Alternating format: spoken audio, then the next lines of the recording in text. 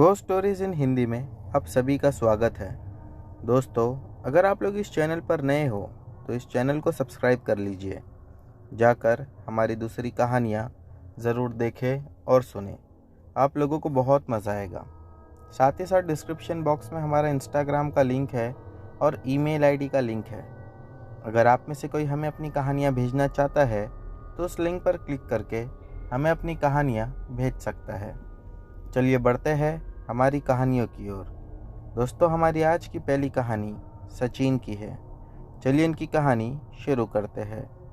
मेरा नाम सचिन कुमार है और मैं हिमाचल प्रदेश के मंडी ज़िले से हूँ। मैं 1 साल पहले भी इसी चैनल पर एक स्टोरी भेज चुका हूँ। आज मैं अपनी एक दूसरी आपबीती बताने जा रहा हूँ।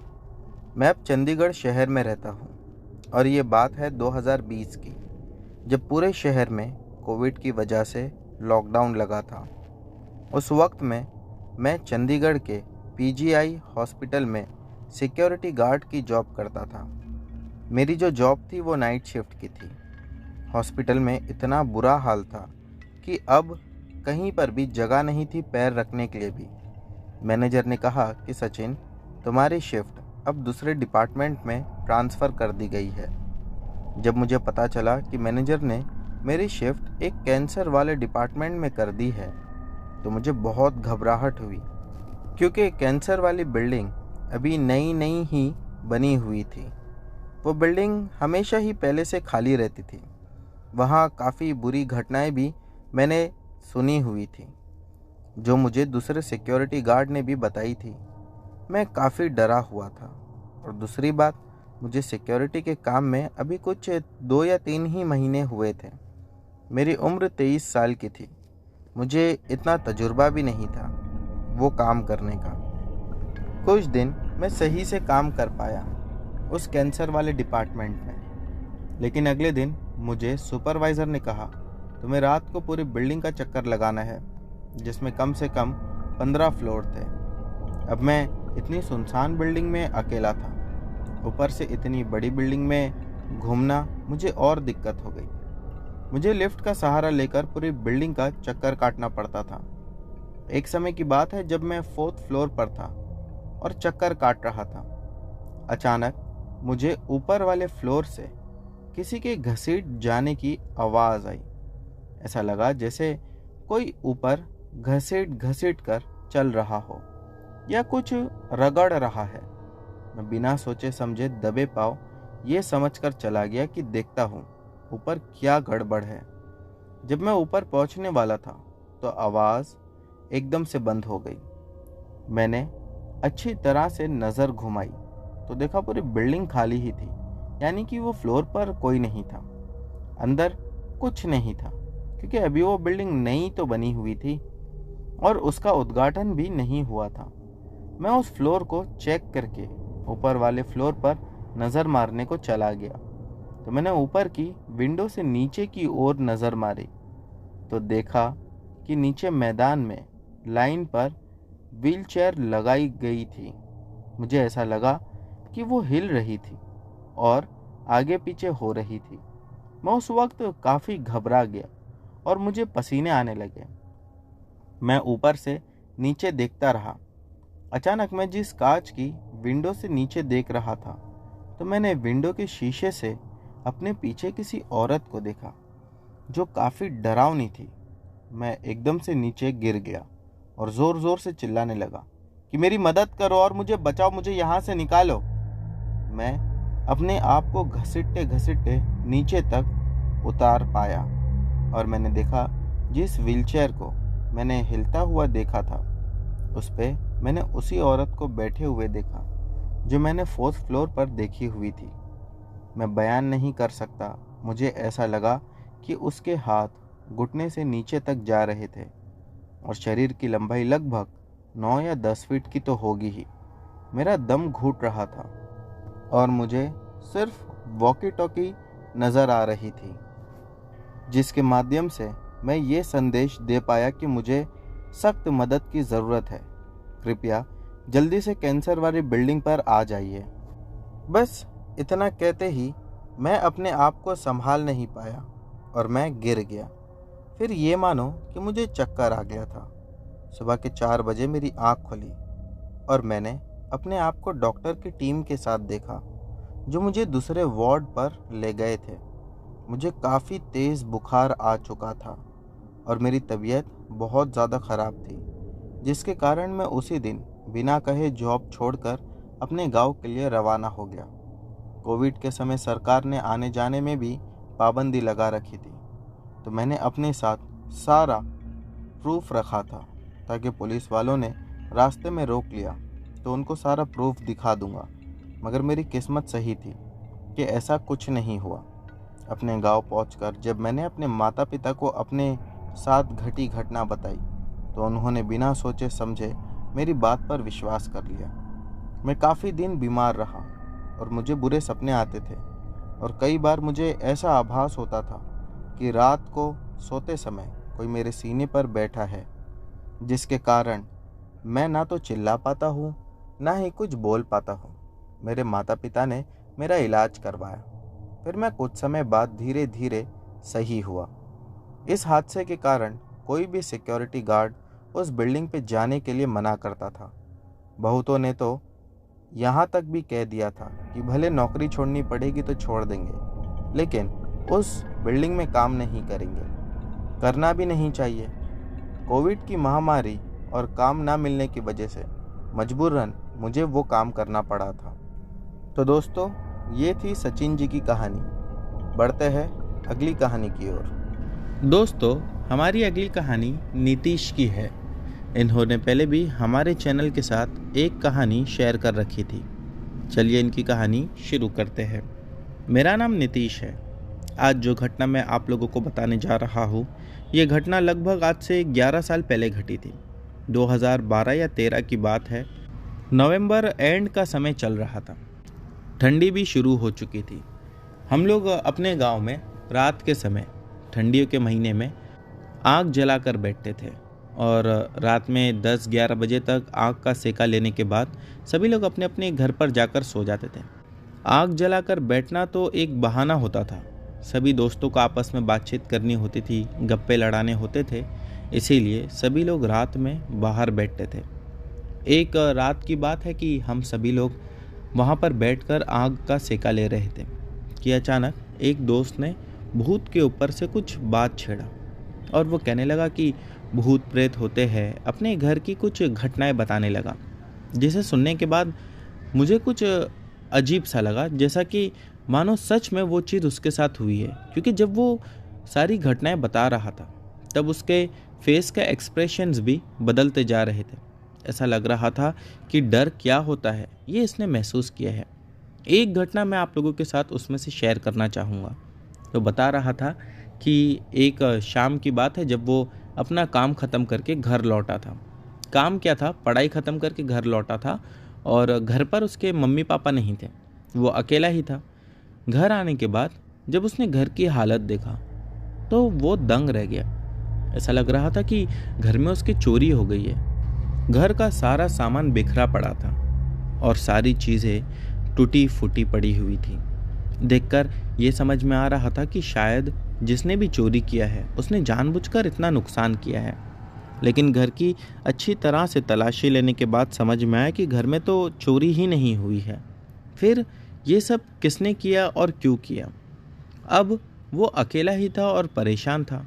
इसी वजह से उसने अपने आसपास के लोगों को बुलाकर पूछा, लेकिन लोगों का ये कहना था कि दिन में कौन चोर आएगा यहाँ पर चोरी करने, और हम लोग तो यहीं पर है, हमने किसी को नहीं देखा तेरे घर में घुसते हुए या कुछ काम करते हुए। वो परेशान रहने लगा। वो ये सोच रहा था कि जब कोई आया ही नहीं मेरे घर पे तो ये सब किया किसने। मन ही मन सोचने लगा कि अब मम्मी पापा के आने का इंतज़ार करना होगा। मम्मी पापा उसके वही रात में आने वाले थे, बट किसी वजह से वो लोग नहीं आ पाए। वो बता रहा था कि जब मम्मी पापा नहीं आए, मुझे रात में अकेले सोना पड़ा। तब मैं रात में अपने कमरे में जाकर बिस्तर लगाया और लेट गया। उसके बाद मैंने कमरे में अपने ही कुछ अजीब सी आवाज़ें सुनी। वो आवाज़ें ऐसी थी जैसा कि कोई दीवार पर हथौड़ी से मार रहा हो। कभी ऐसा लगता कि कोई पानी का गिलास भर रहा है, और कभी ऐसा लगता कि कोई पंखे को रुका रहा है। वो आवाज़ें इतनी अजीब थी कि मैं आप लोगों को बता नहीं सकता। उसका ये भी कहना था कि मैं जब भी आँख खोलकर देखता तो मेरे आसपास कुछ नहीं होता, लेकिन हाँ, वो आवाज़ें अब भी आ रही थी। कुछ ही समय के बाद वो आवाज़ें हमारे बाहर के कमरे से आना शुरू हो गई और ऐसा लगने लगा कि जैसा सारा सामान जो बिखरा हुआ था सुबह में, वैसा ही जानबूझकर कोई फिर से हमारे घर को बर्बाद करना चाह रहा है। मैं उठकर तुरंत बाहर गया और बाहर जाकर देखने लगा, लेकिन मुझे बाहर कुछ भी दिखाई नहीं दिया, बल्कि ऐसा लग रहा था कि अगर मैं और कुछ समय बाहर रुका तो मेरी जान को भी खतरा है।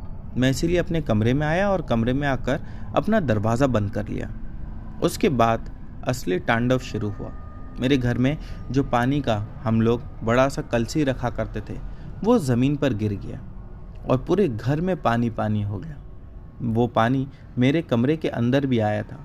हम लोग एक पानी का ड्रम भी रखा करते थे, वो ड्रम भी अपने आप फूट चुका था और घर में इतना पानी था कि अब घर में रुक पाना नामुमकिन हो गया था। यानी मैं बिस्तर पर तो बैठ ही नहीं सकता था क्योंकि बिस्तर पूरा भीग जाएगा।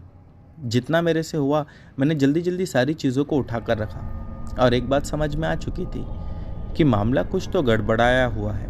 मैं तुरंत घर के बाहर निकला। रात के कुछ 11:30-12 बज चुके थे। मुझे डर भी लग रहा था कि इतनी रात में मैं जाऊंगा कहाँ और किसके पास जाऊंगा। मैं तुरंत अपने पड़ोस वाली आंटी के पास गया और जाकर उन्हें सारी बात बताया। उन लोगों को मेरी बात पर विश्वास ही नहीं हुआ, तो वो लोग घर पर आए। घर पर आने के बाद उन लोगों ने भी जब देखा तो दंग रह गए। उनका एक छोटा बेटा था, कहने लगा कि भैया हमें पता है ये सब तुम ही कर रहे हो जानबूझकर। मुझे उस समय उस पर इतना गुस्सा आया कि मैं उसे एक चमाट लगा दूं। मैंने कहा कि मैं ही अपने घर का नुकसान क्यों करूंगा, क्या बेवकूफ़ जैसी तू बातें कर रहा है। उन लोगों ने उसे समझाया और उसे घर पर भेज दिया। फिर वो आंटी मुझे कहने लगी कि तू हमारे साथ हमारे घर पर चल, सुबह में यहाँ पर आ जाना। मैंने कहा ठीक है। सुबह में कुछ 9:30 बजे तक मेरे मम्मी पापा आ चुके थे। जब मम्मी पापा आए और घर में जाकर देखा तो घर बिल्कुल साफ था। ना ही तो ड्रम फूटा हुआ था, ना ही वो बड़ा सा पानी का कलसी फूटी हुई थी। सब चीज़ें बिल्कुल ठीक थी। मम्मी ने जब ये चीज़ देखी तो मम्मी कहने लगी कि तू तो हमें कुछ और बता रहा था। मैंने कहा कि अरे मेरे पर विश्वास नहीं है तो आंटी लोगों से पूछ लो।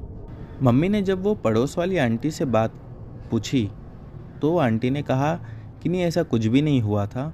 आपका बेटा दरअसल रात में बहुत डर गया था, इसी वजह से इसका डर ख़त्म करने हम लोगों ने इसे अपने घर पर बुला लिया।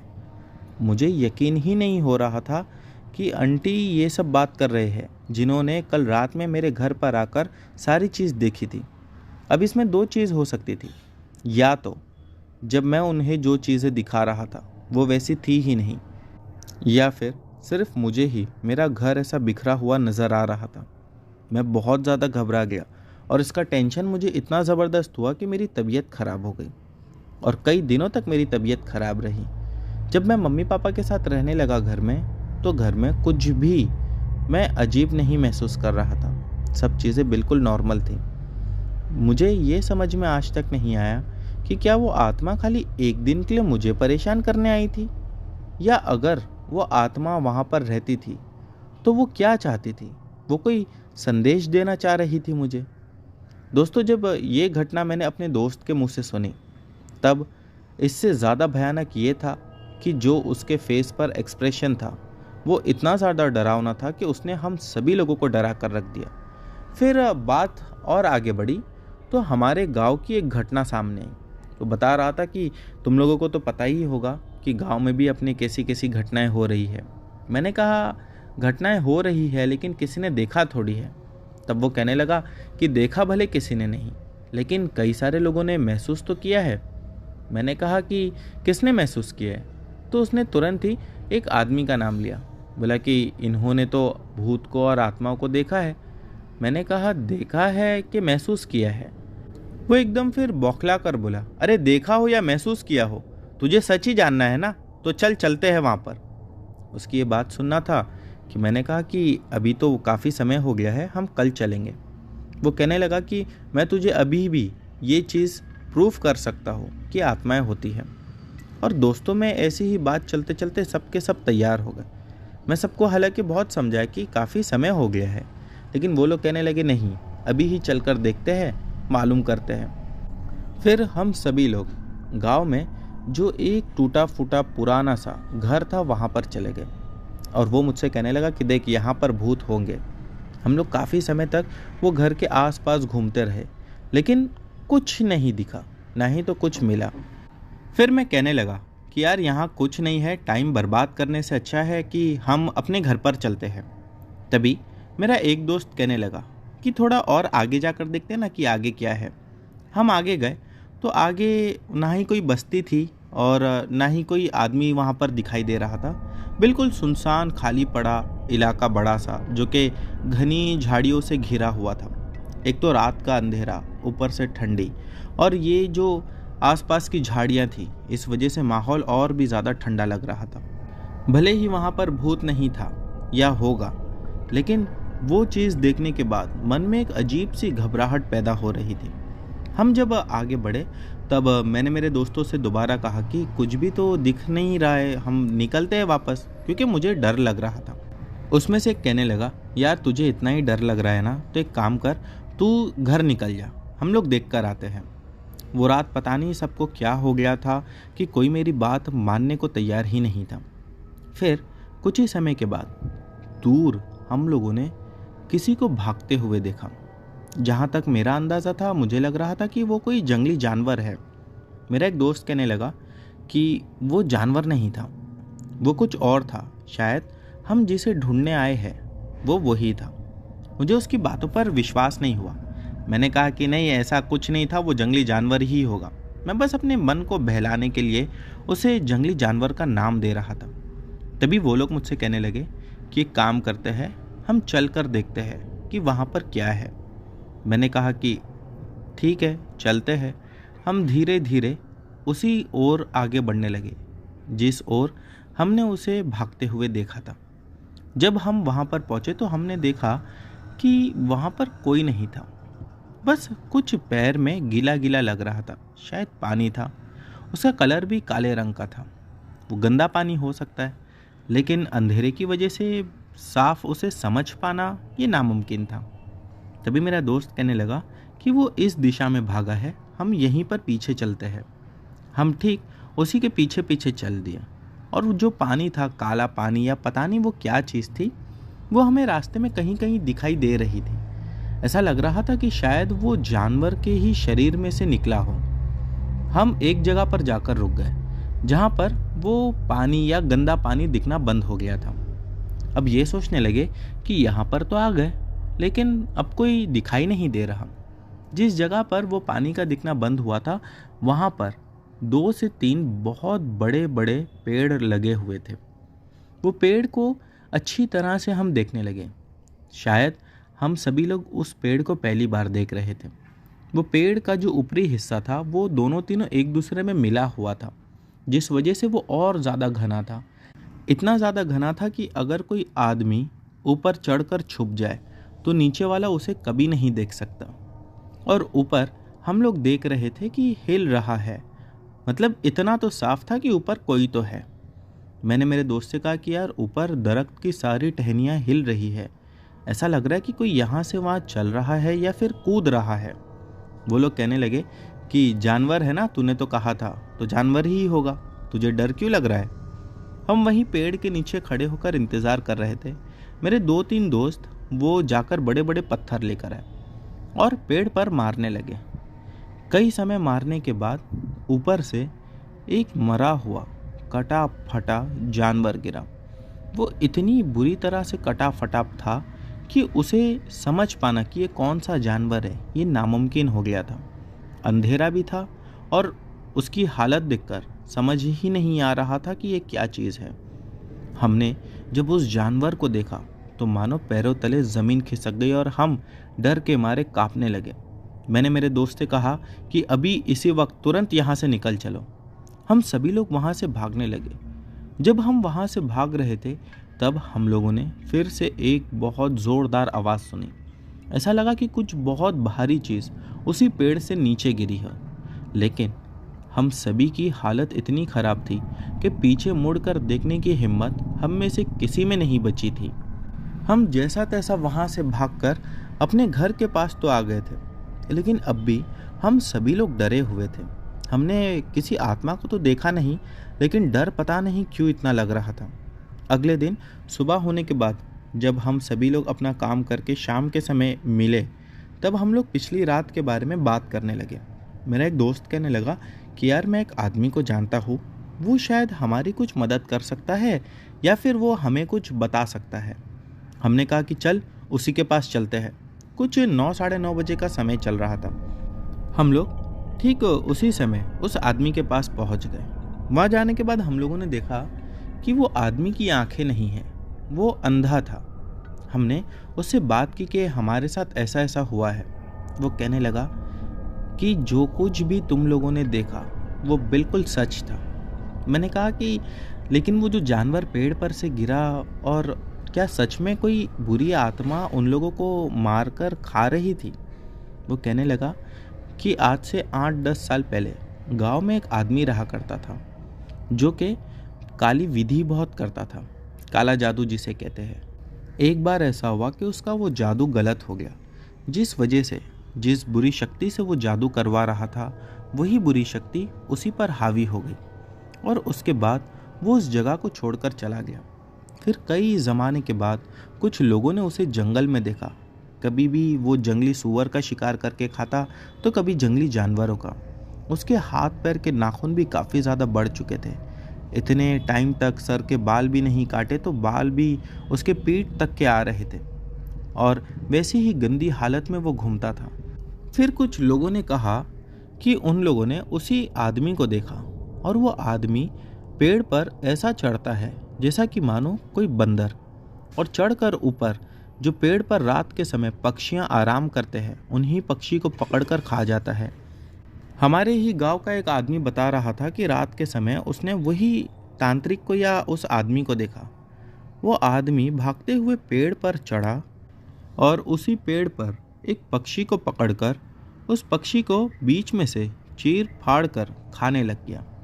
और फिर जब उसकी नज़र उस आदमी पर पड़ी जो उसे देख रहा था, तो वो ऊपर से ही बैठकर उसे देखकर गुर्राने और चिल्लाने लगा, जिसके बाद नीचे खड़ा आदमी जी जान लगाकर वहाँ से भागा और अपने घर तक आ गया। बताते हैं कि उसके बाद भी उसकी तबीयत कई दिनों तक खराब रहने लगी, क्योंकि वो डर इतना गया था, और धीरे धीरे वो ठीक हो गया। कुछ गांव के ऐसे लोग हैं जो आज भी जब देर रात कहीं जगह से आते हैं या जंगल से उनका गुजर होता है, तब वो उसी तांत्रिक को या वही काला जादू करने वाले आदमी को देख लेते हैं।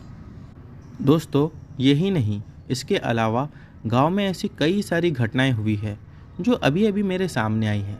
मैं धीरे धीरे करके इसी चैनल के माध्यम से आप सभी लोगों के साथ शेयर करता रहूँगा। तो दोस्तों, बढ़ते हैं अब अगली कहानी की ओर। दोस्तों, हमारी अगली कहानी विशाल की है, जो कि गुजरात के रहने वाले हैं। इन्होंने पहले भी हमारे चैनल के साथ कई सारी कहानी शेयर कर रखी है। चलिए शुरू करते हैं इनकी कहानी। मेरा नाम विशाल है। आज जो घटना मैं आप लोगों को बताने जा रहा हूँ, ये घटना मेरे साथ अभी हाल ही में घटी थी। बात है 2020 लॉकडाउन के बाद की, जब मैं अपने घर लौट रहा था बाहर से, यानी कि मैं आउट ऑफ इंडिया रहता था। और लॉकडाउन ख़त्म होने के बाद 2020 के एंड में, शायद दिसंबर का महीना था, पूरी तरह से लॉकडाउन तो हटा नहीं था, लेकिन हमें अपने घर आने का मौका मिल गया था। तो हम अपने घर आ चुके थे। जब मैं अपने घर पर आया, मेरे साथ मेरे 3-4 फ्रेंड्स और भी थे जो कि गुजरात के ही रहने वाले हैं। वो सभी लोग अपने अपने घर पर थे। हम अपने घर पर जिस दिन पहुँचे, तब पता चला कि इंडिया में हालात अभी तक के पहले जैसे अच्छे नहीं हुए हैं। मैं काफ़ी ज़्यादा परेशान था घर वालों को देखकर कि कैसे चीज़ें ठीक होगी और कब तक होगी, कुछ पता नहीं। तभी मेरा जो छोटा कज़िन भाई है जो गांव में रहता था, वो मुझसे कहने लगा कि भाई, गांव में हमारे और भी ज़्यादा दिक्कतें हो रही है। मैंने कहा कि क्या दिक्कत? वो कहने लगा कि जहाँ पर हमारे दादा दादी रहते हैं, वहाँ पर लॉकडाउन की वजह से उन तक के खाना नहीं पहुँच रहा है। मैंने कहा तो हम कुछ उनकी मदद नहीं किए, या हम कुछ उनकी मदद नहीं कर सकते क्या? वो कहने लगा कि मदद तो कर सकते हैं, लेकिन वहाँ तक जाएंगे कैसे? मैंने कहा कि कुछ भी हो जाए, वो हमारे बड़े बुजुर्ग हैं, हमें तो वहाँ जाना ही चाहिए और उनकी मदद भी करनी चाहिए। फिर मैंने अपनी मम्मी से कहा कि मम्मी मैं दादा दादी के पास जाना चाहता हूँ। मेरे दादा दादी का घर हमारे घर से कुछ 78 किलोमीटर के आसपास है। मेरी मम्मी कहने लगी कि अभी तू जाएगा वहाँ पर तो बहुत दिक्कतें हो जाएगी, रास्ते में भी पुलिस का पहरा था तो कुछ भी हो सकता है। मैंने कहा कि मम्मी हमारे रिश्ते में जो पुलिस वाले अंकल हैं उनसे एक बार बात करते हैं। हम लोगों ने उनको कॉल लगाया और उनसे बातचीत की तो उन्होंने हमें पास निकाल के दिया। वो कहने लगे कि ये पास से तुम जा सकते हो। मैं और मेरा भाई शाम में 8:30-9 बजे के आसपास हमारे गांव के लिए निकल पड़े। क्योंकि दिन में पहरा बहुत स्ट्रिक्ट था, इसीलिए रात में सोचे कि शायद छुपते छुपाते वहां तक पहुंच जाएंगे।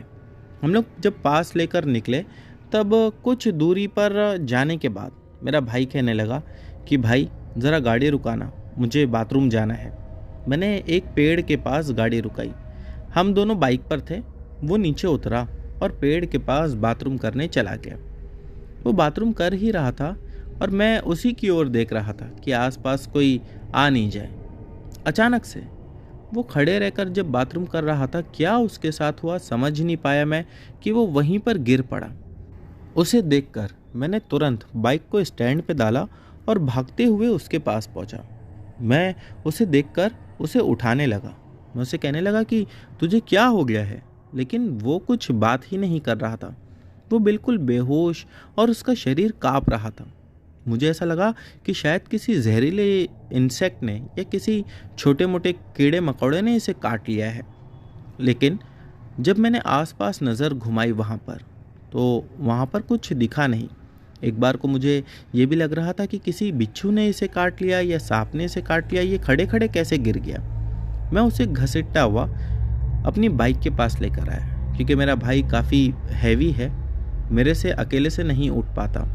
मैं जब उसे बाइक के पास लेकर आया और बाइक के ऊपर जो पानी की बोतल थी वो पानी लेकर मैं उसके मुंह पर छींटे मारने लगा।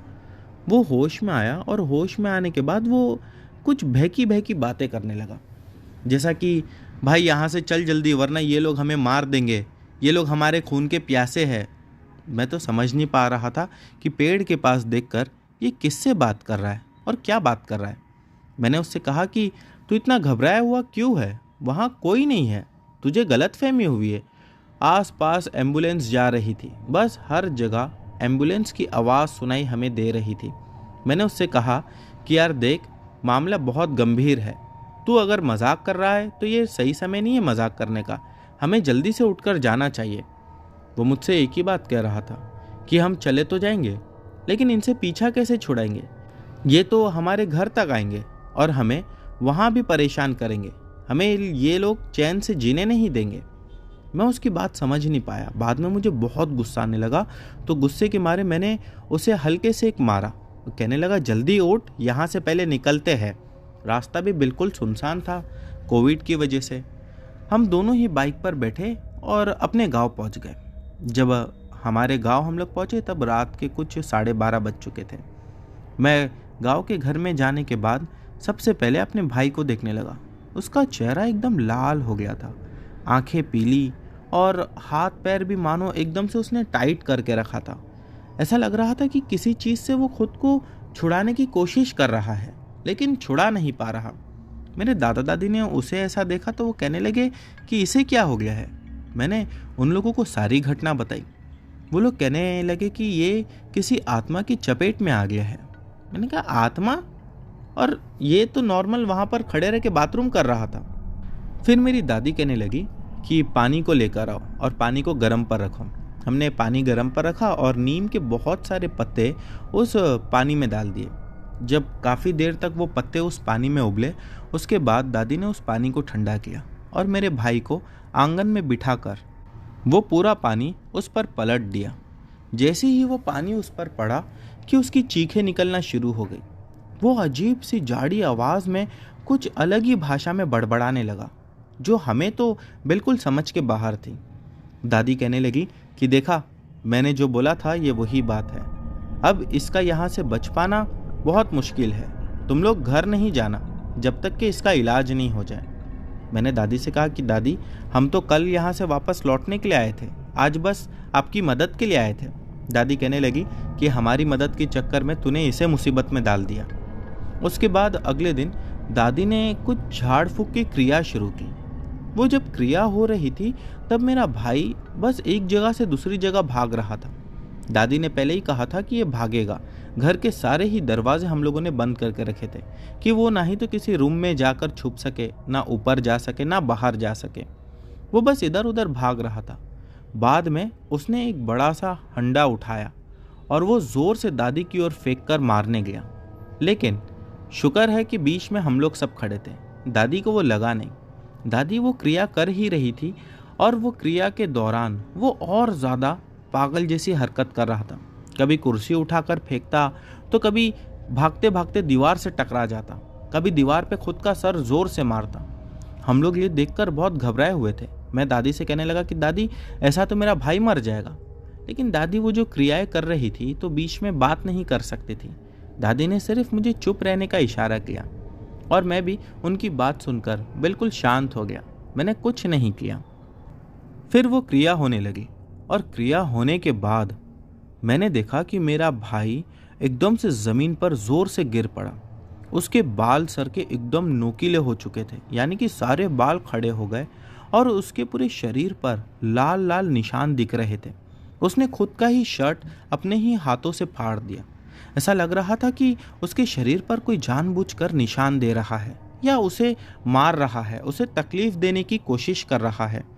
वो ज़मीन पर लेटकर एकदम से 2 मिनट के लिए शांत हो गया और फिर ज़मीन पर ही उसे देखकर ऐसा लगने लगा कि कोई उसे घसीट रहा है। घसीटता हुआ उसे ठीक उसी जगह पर ले आया जहाँ पर मेरी दादी बैठकर क्रिया कर रही थी। फिर दादी ने तुरंत एक बड़ा सा मटका खोला और उस मटके में वही नीम का जो पानी जो कि मेरे भाई के ऊपर से पलटा था, वो थोड़ा सा पानी लेकर उसी मटके में डाला और फिर कहने लगी कि सब लोग दूर हो जाओ। हम जितने थे हम सबके सब दूर हो गए और दादी उसके बाद वो झाड़ फूक की क्रिया करने लगी। फिर हम लोगों ने देखा कि मेरा भाई एकदम नॉर्मल उठकर खड़ा हुआ और आसपास देखने लगा। फिर कहने लगा, मेरे साथ ये सब क्या हो रहा था? दादी ने कहा कि इसे अभी कुछ भी बताना ठीक नहीं है। हम सब शांत हो गए। मैंने भी उससे उस समय कुछ भी बताना ठीक नहीं समझा। मैंने सिर्फ इतना कहा कि तेरी तबीयत खराब हो गई थी, बस उसी का इलाज चल रहा था। वो जिद करने लगा कि मुझे बताओ मेरे साथ क्या हो रहा था। फिर मेरी दादी जो क्रिया कर रही थी वो वहाँ से उठी और उसके माथे पर कुछ लगा दिया, जिसके बाद वो तुरंत वहीं पर बेहोश होकर गिर गया। हम लोगों को समझ में नहीं आया कि इसे क्या हो गया था। फिर उसे ले जाकर हम लोगों ने कमरे में सुला दिया। मेरी दादी कहने लगी कि अगर अभी इसे नहीं बताते तो ये बहुत ज़िद्दी है, ये परेशान करता ही रहता। अगली सुबह में जब ये उठेगा तब इसे कुछ भी याद नहीं रहेगा। और सच में दोस्तों वैसे ही हुआ। अगली सुबह वो एकदम नॉर्मल उठा। उसे सिर्फ उतना याद था कि हम अपने घर से निकले थे, लेकिन घर से निकलने के बाद हम यहाँ कैसे पहुँचे, अगले दिन उसके साथ क्या हुआ, वो सारी बातें वो पूरी तरह से भूल चुका था। बस फिर क्या था, दादी ने कहा कि अब जब तुम लोग यहाँ से लौटोगे तो उस पेड़ के पास या कोई भी सुनसान जगह पे बिल्कुल मत रुकना और शाम में जल्दी निकल जाना ताकि घर पर जल्दी पहुँच जाए। हमने भी दादी की बात मानी और वैसे ही किया। घर आने के बाद मैंने जब मम्मी पापा को ये सारी बात बताई तब मेरे पापा कहने लगे कि अच्छा हुआ तुम लोग दादी के पास पहुँचे थे। दादी ये सारी क्रियाएं जानती है। अगर दादी नहीं होती तो शायद हमारा ही छोटा बच्चा पागल हो गया रहता, क्योंकि आत्माएं कभी भी किसी के शरीर में जब वास करती है या उसे पकड़ती है तो उसे इतनी आसानी से नहीं छोड़ती। तो दोस्तों ये थी विशाल की कहानी। बढ़ते हैं हमारी अगली कहानी की ओर। दोस्तों हमारी अगली कहानी हमें अरबाज ने भेजी है। चलिए इनकी कहानी शुरू करते हैं। मेरा नाम अरबाज है। आज जो मैं आप लोगों को घटना बताने जा रहा हूँ वैसी घटना हो सकता है कि आप लोगों ने पहले भी सुने हो या फिर आप लोग इसी घटना से रिलेटेड गूगल पर सर्च कर सकते हो। कई सालों पहले ऐसा ही एक घटना टर्की में भी घटी थी। चलिए अब मैं घटना पर आता हूँ। ये बात है 1982 की, जब मेरे दादाजी बताते हैं कि हमारे घर की हालत बहुत ज़्यादा ख़राब हो गई थी। तो हम लोगों ने सोचा कि क्यों ना घर की मरम्मत कर दी जाए, और इसीलिए घर को दोबारा बनाने के लिए घर के बेसमेंट से काम करना ज़रूरी था। जब बेसमेंट में खुदाई की गई तो एक बड़ा सा टनल कुछ मिला। ऐसा लग रहा था कि बहुत गहरी सुरंग है। हम लोग भी वो चीज़ देखकर काफ़ी ज़्यादा दंग रह गए थे। दादा बताते हैं कि ऐसा पहले हमने कभी नहीं देखा। उस सुरंग में हम लोग नीचे तक गए, यानी कि मेरे दादा और उनके साथ उनके कुछ दोस्त थे। तो दादा बताते हैं कि अंदर से उन्हें कुछ पैसा मिला। पैसा यानी कि सोने के सिक्के थे। वो लेकर वो ऊपर आ गए और काफ़ी ज़्यादा परेशान हो गए कि ये इतनी गहरी सुरंग यहाँ पर आखिर किसने खोदा होगा और इस सुरंग में कोई रहता भी है। वो बात उन लोगों को बहुत अजीब लगी और ये बात गांव में आग की तरह फैल गई। गांव में जितने भी लोग हुआ करते थे उस समय, वो ये सोचने लगे कि ये सुरंग और अंदर, सुरंग के अंदर यानी कि बड़े बड़े कमरे भी दिख रहे थे जो कि पत्थर के बने हुए थे। और वो कमरों को देखकर लग रहा था कि यहाँ पर जो कोई भी रहता होगा तो बहुत लंबा चौड़ा आदमी होगा। कमरे काफ़ी बड़े थे। दादा बताते हैं कि जब ये बात लोगों को पता चली तो गांव के बहुत सारे लोग उस जगह को देखने के लिए आते थे। ऐसे ही काफ़ी टाइम तक चलता रहा, लेकिन कुछ समझ में नहीं आया। तो उसी सुरंग में मिट्टी डालकर उसे दोबारा बंद कर दिया गया। दादा बताते हैं कि मिट्टी भी हम लोगों ने थोड़ी ही डाली, क्योंकि मिट्टी बहुत सारी चले जाती। नीचे जो सुरंग और जो कमरे बने हुए थे वो काफ़ी ज़्यादा बड़े थे। और उसके बाद उसे अच्छे से दोबारा प्लास्टर वगैरह करके ऊपर हमारा घर बना दिया गया। वो इंसिडेंट के बाद घर में कुछ अजीब सी घटनाएं होने लगी।